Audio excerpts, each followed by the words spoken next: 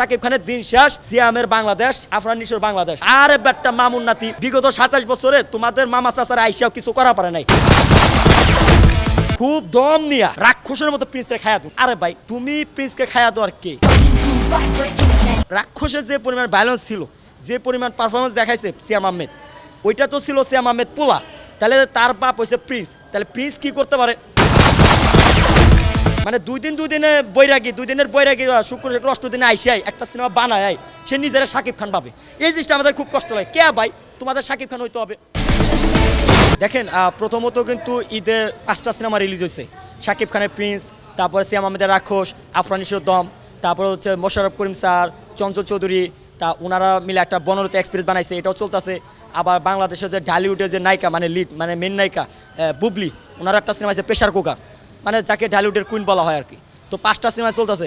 আপনার বনরূপ এক্সপ্রেসে যারা অডিয়েন্স আর যে বুবলির যারা অডিয়েন্স, তারা কিন্তু সোশ্যাল মিডিয়ায় এরকম নেগেটিভ কন্ট্রোভার্সি তৈরি করতেছে না। তারা শাকিব খানকে সাপোর্ট দিচ্ছে এবং তারা শাকিব খানকে সম্মান জানায়, তাদের সিনেমাটাও চালাইতেছে। কিন্তু এই যে যে ঝামেলাটা তৈরি হয়েছে সেটা হচ্ছে আফরান নিশোর দম, আর একটা হচ্ছে যে সিয়াম আহমেদের রাক্ষস।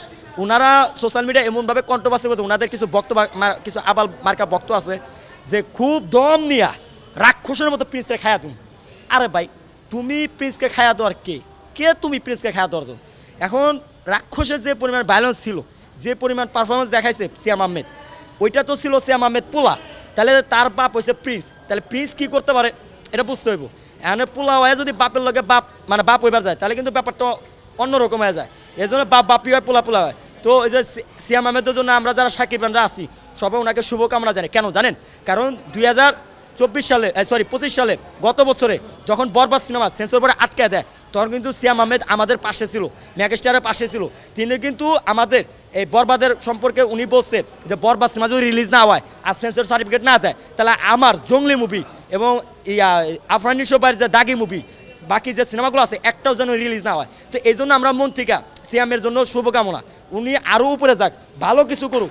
কিন্তু আমাদের কষ্ট তখনই লাগে যে মানে দুই দিনের বৈরাগী শুক্র অষ্ট দিনে আইসাই একটা সিনেমা বানায়, সে নিজেরা শাকিব খান পাবে। এই জিনিসটা আমাদের খুব কষ্ট লাগে। কে ভাই তোমাদের শাকিব খান হইতে হবে? আমরা বুঝাও। তারপরে হচ্ছে সিয়াম আহমেদের যারা ভক্ত, ওনারাও অনেক নম্র ভদ্র। আমি ওই সমস্ত ভদ্র ভক্তদেরকে কোনো খারাপ কথা বলবো না, কিন্তু কিছু আবাল মার্কা ভক্ত আছে, এরা সোশ্যাল মিডিয়ায় যে টিকটকের মতো কিছু ভাইরাল করে, ক্লিপ ভাইরাল করে, কয় কি জানেন?